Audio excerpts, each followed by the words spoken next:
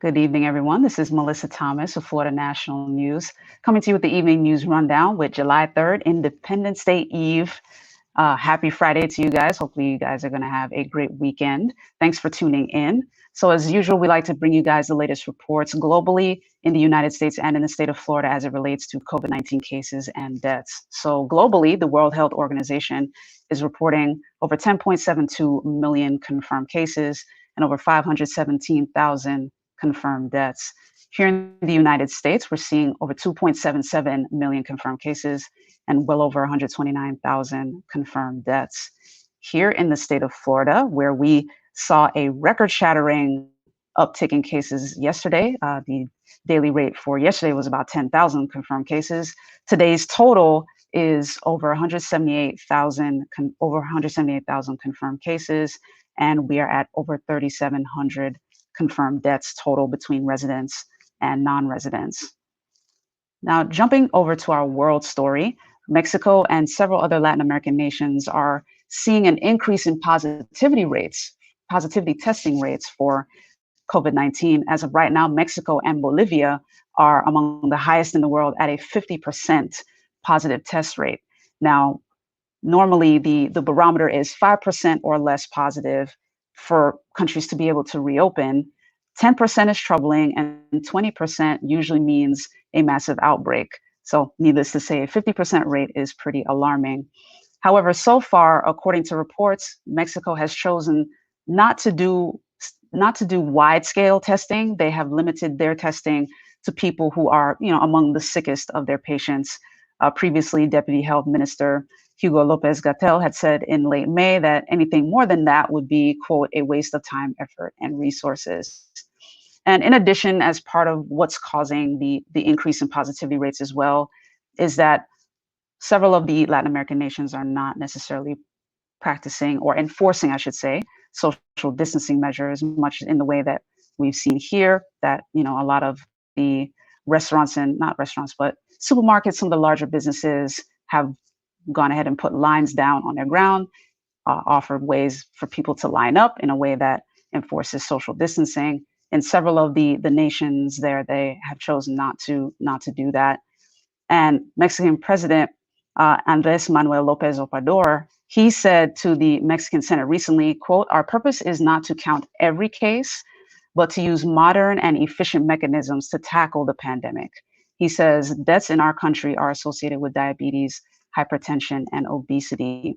Now, several other Latin American nations with high positivity rates also include Chile and Argentina, who are both reporting 3 out of 10 testing positive, so a 30% positivity rate. Conversely, the nation of Brazil, which is at about 1.4 million confirmed cases total nationally, they do not report their testing rates, like the positivity or negativity testing rates.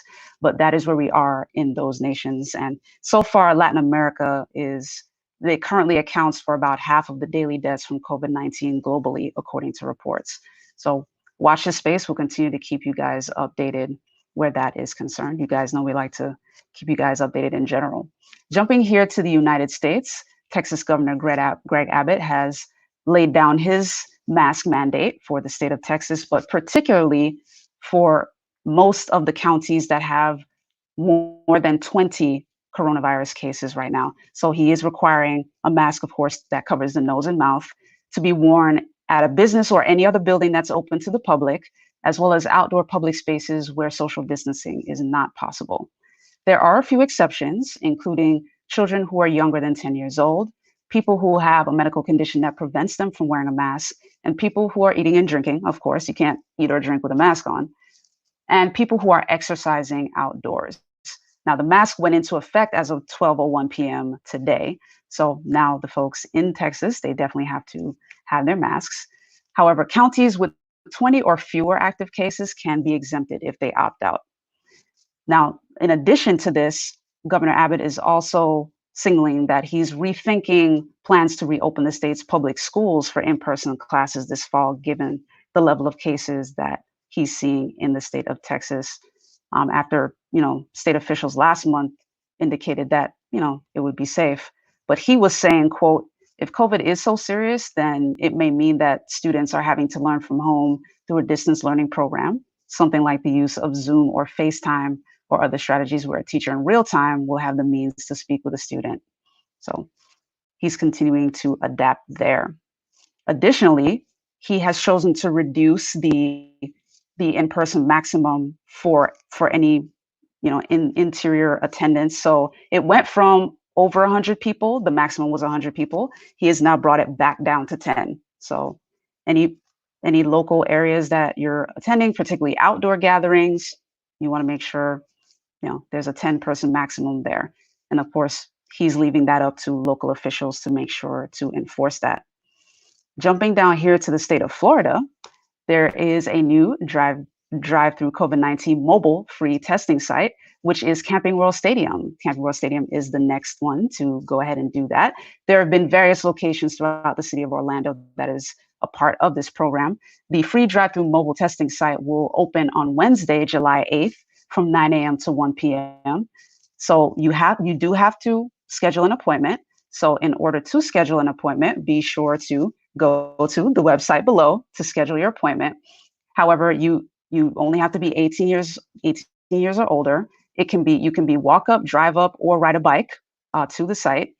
The medical first responders from the Orlando Fire Department would administer nasal swab tests for this one. You don't need to be showing symptoms in order to be tested. So again, if you're interested in scheduling an appointment to get tested for next Wednesday, be sure to visit that website. Now we're going to take a quick commercial break, guys, and come back with a couple of non-COVID-19 stories for you. We'll be right back. My name is Russell Drake. I'm an Orange County resident and a community advocate. On August 18th, I'm voting for Rick Singh. Rick Singh has been an outstanding property appraiser for the last 7 years. Under his leadership, he has returned $1 billion to the county. Under his leadership, property value has gone up, and he is now managing over $206 billion in assets, the most in county history.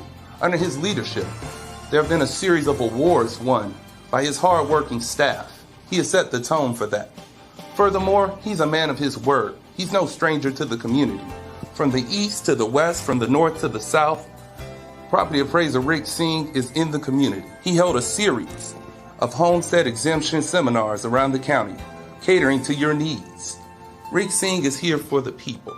So on August 18th, I encourage you and everyone you know to vote Rick Singh, re-elect him for property appraiser. Re-elect Rick Singh for Orange County Property Appraiser. All right, guys, welcome back. Thanks for sticking with us. And a bit of a serious story here for the U.S. The family attorney of missing soldier Vanessa Guillen is saying that she has been killed. After speaking with Army investigators earlier this week, the family attorney, Natalie Callum, has mentioned that the Criminal Investigations Division told her that the other soldier had unfortunately bludgeoned Vanessa Guillen with a hammer at Fort Hood. They worked together at Fort Hood. That's what the investigators are saying. It was two soldiers who worked together and later, unfortunately, dismembered her and buried the remains in the woods.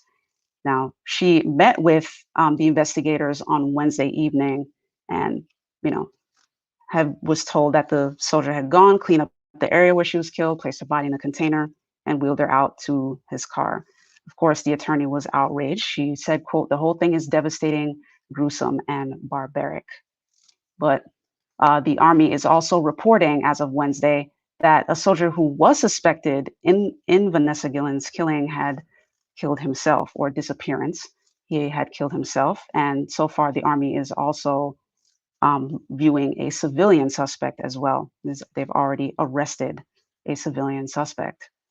The Investigations Division mentioned that human remains were found Tuesday near the Leon River in Bell County, about 20 miles east of Fort Hood, in search of Guillen. So as of right now, they're continuing to thoroughly investigate the remains that they did find. They're awaiting positive identification. Now, the family is saying that they believe Guillen was sexually harassed by the military suspect and is calling for a congressional investigation. However, the Army investigators shared with them that so far they're still investigating things, but they have no credible evidence that Guillen had been sexually harassed or assaulted. We know this case has been certainly top of mind recently So this is the latest update where that is concerned. Now, jumping back down here to the state of Florida very quickly, Florida is certainly in the running for and certainly bidding for the United States Space Force headquarters. Governor Ron DeSantis actually backed proposals from 6 Florida counties and 3 cities that hope to be the next location or to be the prime location for the command headquarters for the U.S. Space Force. So in a letter on Monday to Air Force Assistant Secretary John Henderson, DeSantis supported the proposals by Jacksonville, Pensacola, Brevard County, Miami-Dade County, Orange County, Pinellas County, Seminole County, and a joint proposal from the city of Tampa and Hillsborough County. Now, he released his office released the letter that he did late on Wednesday. But in his letter, it was included, quote, "Our state has a long history of support for our nation's effort in space through the operations of the Kennedy Space Center, the 54th Space Wing at Patrick Air Force Base, and Cape Canaveral Air Force Station." This was part of the letter that he wrote. And he said, quote, "These installations provide great support to our national defense and provide a significant economic impact to our state. Equally important as our military installations is Florida's robust commercial space industry." Now, the bidding for it opened back in May, and the final selection will be announced in early 2021. That's the expected time frame for the final selection. So, of course, us being based here in Florida, we'll be sure to keep you posted. Now, we're going to take another very brief commercial break and come back with your business and sports news. Stay tuned. At Duke Energy, we deliver electricity and so much more, like free home energy assessments, rebates for energy-saving improvements, payment options to help you better manage your budget, and even bill credits for helping the community use less energy. So no matter what you're doing, we can help you make better energy choices every day. It's just another way we bring power to your life. How much can you save? All right, guys, welcome back. Thanks for continuing to stick with us. In our business news, Walmart will be hosting a series of drive-ins at 160 store locations nationwide, and they'll be starting a virtual summer camp. So Walmart announced in a recent release that they'll be hosting a 3-month-long drive-in series at those locations nationwide in partnership with Tribeca Enterprises. And if that name sounds familiar, it should. It is connected with the Tribeca Film Festival. Tribeca Enterprises is the company that produces the Tribeca Film Festival. So Jane Rosenthal, who is the CEO of Tribeca Enterprises, mentioned in a release back on June 1st in a statement. She mentioned that drive-ins have been a signature program for Tribeca since we started the Tribeca Film Festival 19 years ago after 9/11. But now the Tribeca drive-in is much more than a fun retro way to see movies. It's one of the safest ways for communities to gather. So the drive-in renovation, if you will, drive-in conversion at those 160 store locations will begin in August on the Walmart properties. In addition, the Tribeca Enterprises and Walmart together will feature a total of 320 film showings from August until October. And celebrities are also expected to make surprise appearances. So that's pretty fun and exciting. In addition, drive-in attendees will be able to purchase their picnic snacks online or via the Walmart app for curbside pickup before the movie starts, because of course, social distancing. And as far as the virtual camp goes, the camp is called Camp by Walmart and will feature celebrity counselors, including Drew Barrymore, Neil Patrick Harris, LeBron James, Idina Menzel, and Todd Oldham.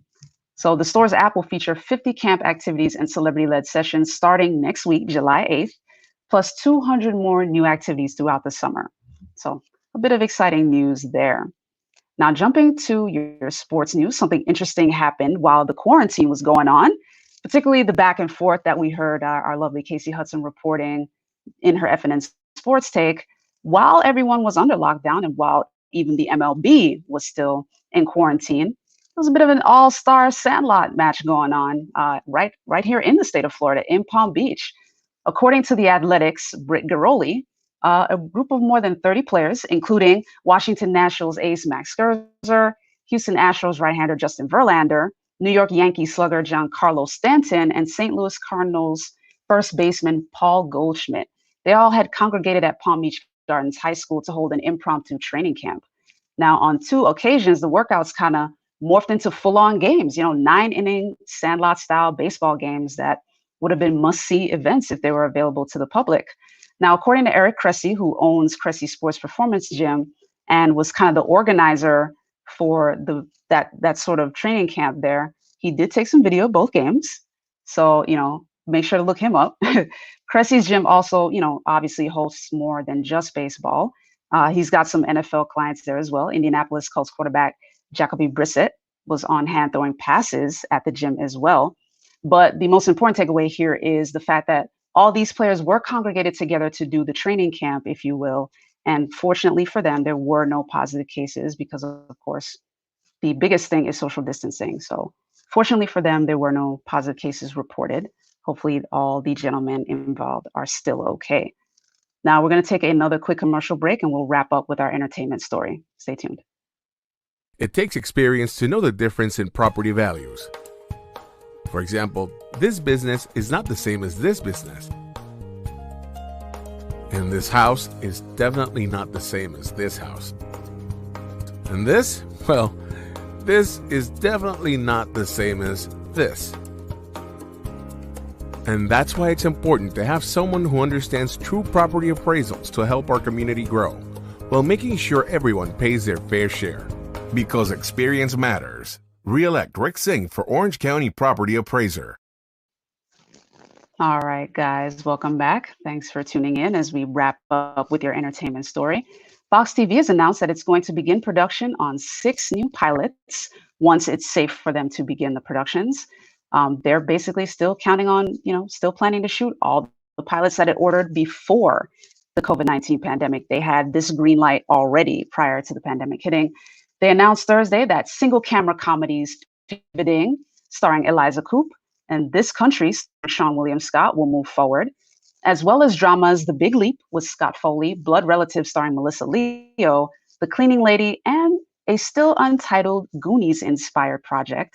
They'll go ahead and go forward with those. They're all written by women and have gotten the green light to begin casting.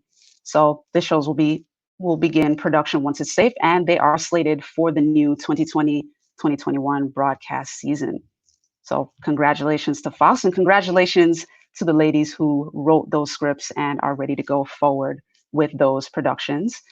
Fox Entertainment CEO Charlie Collier said in a statement, he had always admired Fox's willingness to invest at times that others did not see the opportunity. He said, "We are not dropping pilots at this time because we entered this process deliberately, believed in these artists and partners before the COVID-19 crisis, and we continue to believe in them today."